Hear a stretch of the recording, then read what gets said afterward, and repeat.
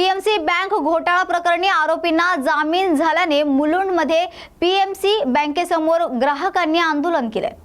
तर 5 वर्षांपूर्वी झालेल्या पीएमसी बँक घोटाळ्यामध्ये अनेक ठेवीदारांचे पैसे अजूनही मिळाले नाहीयेत। आरोपींना जामीन झाला आहे आणि ते त्यांचं आयुष्य चांगल्या पद्धतीने जगतात। मात्र ज्यांची बँकेत खाती होती, पैसे होते, त्यांना अजूनही पैसे परत मिळाले नाहीयेत। अशा सिनियर सिटीजन ठेवीदारांनी आज मुलुंड येथे पीएमसी बँकेसमोर निदर्शने केली आहेत आणि पीएमसी बँकेच्या व्यवस्थापक त्यांच्या विरोधात जोरदार घोषणाबाजी देखील केली आहे।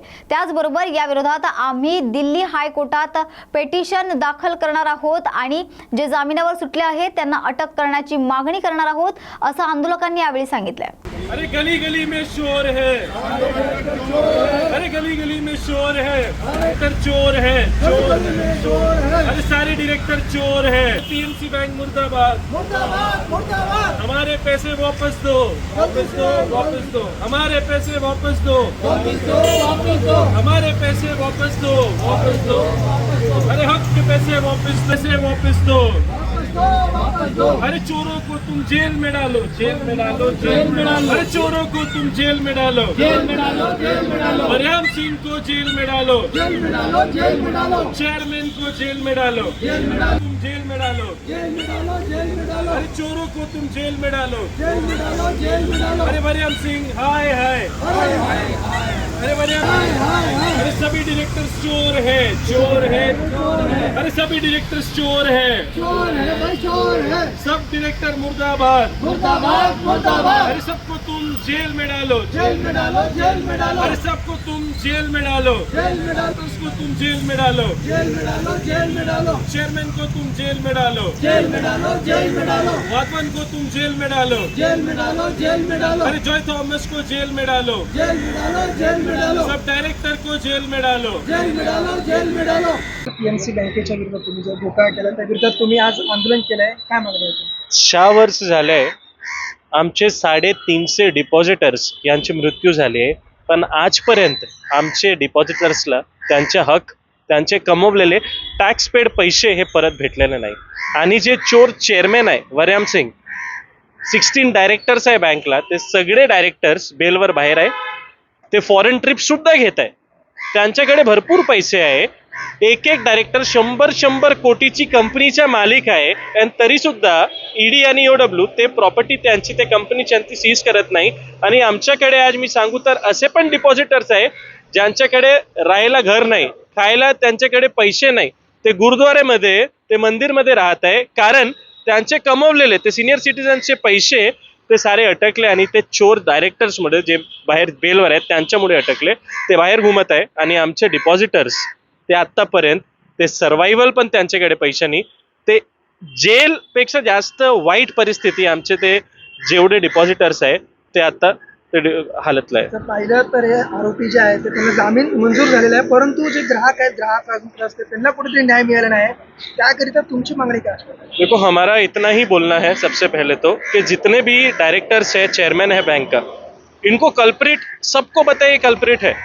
सबसे बड़ा लोन जो HDIL को दिया था, अगर बैंक का 100% में एसेट्स की बात करूं, 73% जो लोन था ते फक्त एक HDIL ला दिलेलं आहे। आणि HDIL कोण? राकेश वाधवन, सारंग वाधवन, त्यांच्या पार्टनर कंपनीमध्ये HDILचा एक पार्टनर होता वरयाम सिंग, त्यांनी पीएमसी बँकचा चेअरमॅन केला आणि नंतर 100% मध्ये 73% त्याने लोन दिले, 6000 कोटीचा लोन HDIL ला दिला। तेव्हा काही डायरेक्टर्स गप होते का? आज मी 29 वर्षाचा आहे, मला माहिती आहे की वरयाम, राकेश आणि सारंग हे पार्टनर आहे HDIL ला। ते डायरेक्टर्सला माहित नव्हतं का? त्या सर्व डायरेक्टर्सने 1%, 1.25%, 1.5% कमिशन घेतलेली आहे त्या लोनवर। 100 कोटीचे ते डायरेक्टर्स मालिक आहे आणि जनता आज माझ्या डिपॉझिटर्सचा मृत्यू होत आहे, तर हे 6 इन महाराष्ट्राला चालणार नाही। आम्ही सुप्रीम कोर्टला एक सूट आणि पेटिशन टाकणार आहे की जे सगळे चेअरमॅन आहे, जे सगळे डायरेक्टर्स आहे, त्यांची बेल रद्द करा, कारण दे डिझर्व जेल, नॉट बेल। आणि त्यांना लात मारून आमची विनंती आहे सुप्रीम कोर्टला की जेलमध्ये परत टाका, लोकांचे पैसे आम्हाला परत पाहिजे, नाहीतर आम्ही अमरण उपोषणला बसू आणि आमची ते जीवाची जवाबदारी नंतर RBI आणि भारत सरकारची। बेसिकली मैं ये कहना चाहता हूँ कि अभी जो डिपॉजिटर बचे हुए हैं उसमें से 90% जो है 75 प्लस वाली उम्र वाले हैं। जिन्होंने अपनी प्रोविडेंट फंड, ग्रेच्युटी सब इसमें जमा करके रखा था, और इसके लिए रखा था कि वो बुढ़ापे में अपना मेडिसिन, अपना ख्याल रख सके। तो अब ये उसमें इंटरेस्ट नहीं आ रहा है, कम से कम 2019 से लेके उनको कुछ इंटरेस्ट नहीं मिल रहा है। और बैंक जो पैसा लोन देती है, यूनिटी बैंक, उससे वो लोग लोन का पैसा लेते हैं, उससे इंटरेस्ट लेते हैं, पर हमको इंटरेस्ट नहीं दे रहे हैं। एटलीस्ट इंटरेस्ट देंगे तो क्या सीनियर सिटीजन जो है 90% उनका घर चल पाएगा, और लोग अपने आप का मेडिकल का काम देख सकेंगे। अभी बहुत आदमी ऐसे हैं जो मेडिकल की रिक्वायरमेंट है पर पैसे नहीं है,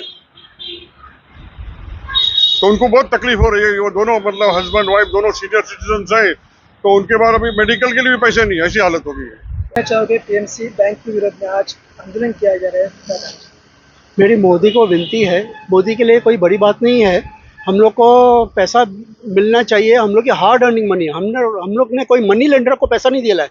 मोदी गवर्नमेंट ने आरबीआई को नियुक्त किया हुआ है, और अंडर लाइसेंस आरबीआई के अंडर में हम लोग ने पैसे के डिपॉजिट किया है। हम लोग ने डिपॉजिट क्यों किए है पैसे? क्योंकि हम लोग के फैमिली में कभी कुछ इमरजेंसी आ जावे, बेटी की शादी, बेटे की एजुकेशन, इनके सब इमरजेंसी है, उसके लिए हम लोग ने डिपॉजिट किया। और हम लोग ने टैक्स पेयर्स है, हम लोग ने टैक्स भर के ये वाइट मनी किया, कैश नहीं है हम लोग की। तो ये हम लोग ने इनकम टैक्स रिटर्न्स में दिखाया गया है कि हम लोग ने जो डिपॉजिट किया, तो हम लोग को वो पैसा चाहिए, किस हालत में भी चाहिए, और हम लोग छोड़ने वाले नहीं है। मेरी रिक्वेस्ट है मोदी गवर्नमेंट से, प्लीज़ हम लोग को कोऑपरेट कीजिए। चिंद्रवली गावात बांधण्यात आलेल्या वळण बंधाऱ्यात पाणी साठत नसल्याने ग्रामस्थ चिंतेत आल्याचं पाहायला मिळतंय। तर गावाला मुबलक पाणी मिळावं यासाठी रत्नागिरीत चिंद्रवली गावात वर्षभरापूर्वी सतीचा पर्याय या ठिकाणी वळण बंधारा बांधण्यात आलं होतं। मात्र या बंधाऱ्यात पाणीच साचत नसल्यानं गावाला भीषण पाणी टंचाई उद्भवणार आहे। कच्चा बंधार असताना गावाला पाणी पुरवठा होत होता, मात्र चुकीच्या पद्धतीने बांधण्यात आलेल्या पक्क्या बंधाऱ्यात पाण्याची साठवणूक होत नाहीये। याच पाण्यावर भाजीपाला करणाऱ्या शेतकऱ्यांना देखील शेतीसाठी मुबलक पाणी मिळत नाहीये। त्यामुळे बंधारासाठी खर्ची झालेल्या शासनाचे 44 लाख रुपये पाण्यात गेलेत, अशी प्रतिक्रिया चिंद्रवली येथील ग्रामस्थांनी व्यक्त केली आहे। माझं नाव सतीश गोविंदमुळे, राहणार चिंद्रवली।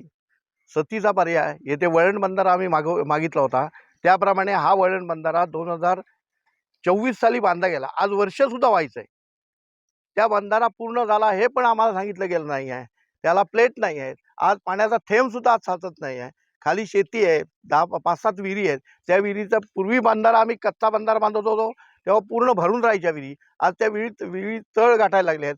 शाळेला पाणी मिळत नाही, त्यामुळे या बांधलेल्या 1 वर्षाच्या धरणाची पूर्ण वाट लागलेली आहे, आणि त्यामुळे आज पुढं येणाऱ्या मे महिन्यापर्यंत आम्हाला भीषण पाणी टंचाईला तोंड द्यायला लागणार आहे। तेव्हा शासनाने या बांधलेल्या बंधाऱ्याचा विचार करावा आणि आम्हाला पाण्याची तरतूद करावी। ठाण्यात आनंदनगर येथे मध्यरात्री अल्पवयीन मुलाने 2 रिक्षांना उडवले, ज्यात एक जण जागीच ठार झालाय। तर ठाण्यात काल रात्री 15 वर्षाच्या मुलाने 2 रिक्षांना उडवलं असून एकाचा जागीच मृत्यू झालाय, तर एक जण गंभीर जखमी झालाय। जखमींवर ठाणे जिल्हा शासकीय रुग्णालयात उपचार चालू आहे। ठाण्यात घोडबंदर आनंदनगर येथे मध्यरात्री ही घटना घडली असून अल्पवयीन मुलाच्या वडिलांवर गुन्हा दाखल करण्यात आला असून पाल्य आणि पालक पोलिसांच्या ताब्यात आहेत।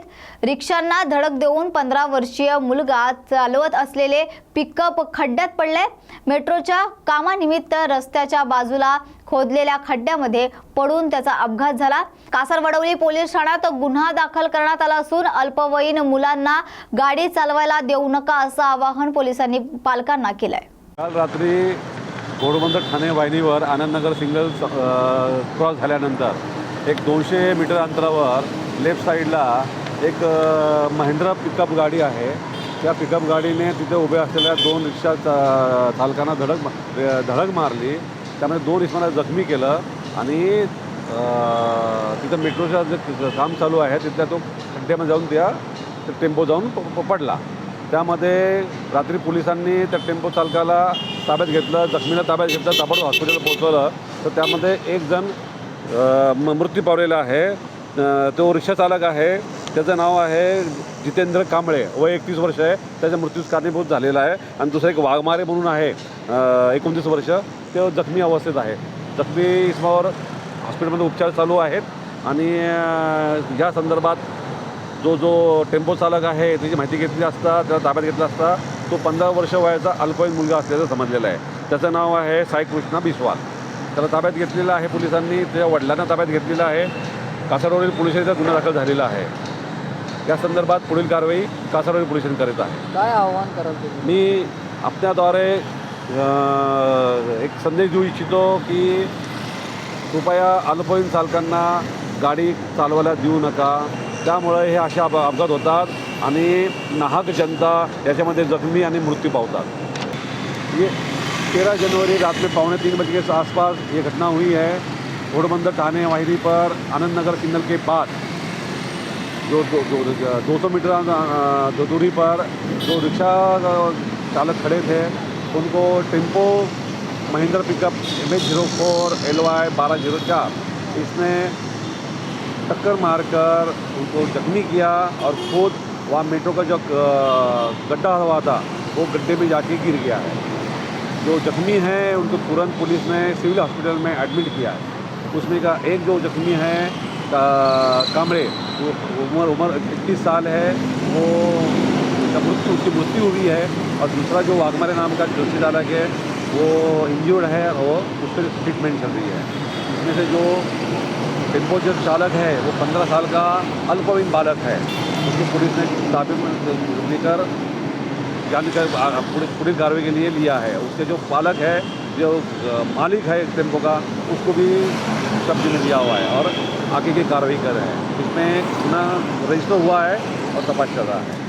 मैं आम जनता को ऐसा आह्वान करूंगा कि किसी ने भी अपने जो अल्पवयीन बच्चे हैं उनको किसी भी प्रकार की गाड़ी चलाने नहीं देना चाहिए, जिसके वजह से ऐसे अपघात होते हैं और निष्पाप जो जनता है उनको अपना जान गंवाना पड़ती है. एसआयटीचे वरिष्ठ अधिकारी उद्या देशमुख कुटुंबियांची भेट घेणार असल्याची माहिती पोलीस अधीक्षक नवनीत कोवत यांनी दिली आहे. तर धनंजय देशमुख यांची एसआयटी माहिती देत नाही या संदर्भातील मागणी आम्ही एसआयटी पर्यंत पोहोचवली आहे. एसआयटीचे वरिष्ठ अधिकारी उद्या त्यांची भेट घेतील. मस्साजोग मधील परिस्थिती नियंत्रणात आहे.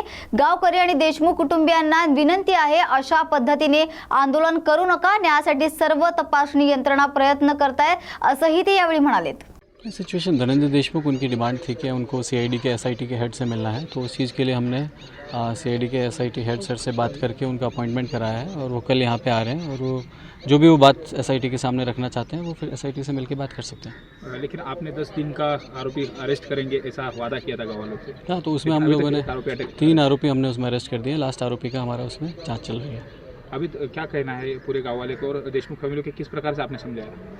नहीं, उनका जो मेन डिमांड्स है, उनकी मेन डिमांड्स है कि हमारे को इन्वेस्टिगेशन का पता होना चाहिए. इन्वेस्टिगेशन के एसआईटी के हेड से उन्हें मिलना है, तो उसके लिए हम लोगों ने एसआईटी से बात करके सीआईडी से तो उनकी मीटिंग हम लोगों ने अरेंज कराई है. आता बीड इथली परिस्थिती कशा पद्धतीने हाताळली नेमकी?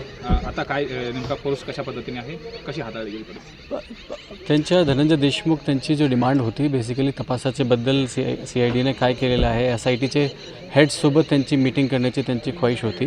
त्यासाठी आपण एसआयटीचे हेड त्यांच्याशी बोलून आणि वरिष्ठ पातळीवर त्यांच्याशी बोलून आपण अपॉइंटमेंट केलेलं आहे. एसआयटीचे हेड उद्या इथे येत आहे आणि त्याच्यानंतर त्यांच्या आणि दोघांचा संवाद होईल. 302 प्रकरणात गुन्हा दाखल करावा आणि त्यांना आरोपी म्हणून घेण्यात यावं, वाल्मिक कराडांच्या संदर्भात स्पेशली अशी मागणी केली होती आणि काल त्या संदर्भात निवेदन आणि तसं सूचना देखील त्यांनी केली.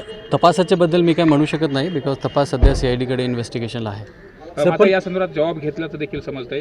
जे धनंजय देशमुख यांनी आणि त्यांची संतोष देशमुखांच्या ज्या पत्नी आहेत त्यांनी देखील जबाबामध्ये वाल्मिक कराडांचं नाव दिले अशा पद्धतीची माहिती मिळते. तसं काय? एक्झॅक्टली. परत तुम्ही तपासाचा विचारता. तपासाच्या बाबतीत सध्या बीड पोलीसकडे तपास नाही. एसआयटीचे हेड स्वतः इथे येत आहे आणि त्यांच्या तपासाच्या बाबतीत जे काही प्रश्न असतील ते विचार. मात्र पोलीस देखील मदत करताय. सीआयडीच्या पथकामध्ये आपले लोक आहेत. कशा पद्धतीने सगळा तपास सुरू आहे? समाधानी आहेत का एसपी म्हणून तुम्ही या सगळ्या? परत तुम्ही तपासाच्या विचारत आहे. तपासाच्या बाबतीत मी काही कमेंट करू शकत नाही, बिकॉज तपास सीआयडीकडे आहे आणि एसआयटी त्यामध्ये नियोजित एकंदरीत या फॅमिलीला आणि गाववाल्यांना कशा पद्धतीने आश्वासित कराल आणि उद्या देखील त्यांनी आंदोलनाचा इशारा दिला, नेमकं त्या पार्श्वभूमीवरती काय आपण गाववाले लोकांना आणि सगळ्या लोकांना मी हेच म्हणू इच्छितो की एसआयटीचे हेड स्वतः इथे येत आहे आणि एसआयटीचे SP-सुद्धा आता इथे येत आहे. तो त्यांच्याशी मीटिंग त्यांच्याशी होईल आणि जे काय त्यांची अडीअडचणी असेल, जे काय डाऊट्स असेल ते क्लिअर करू शकतील.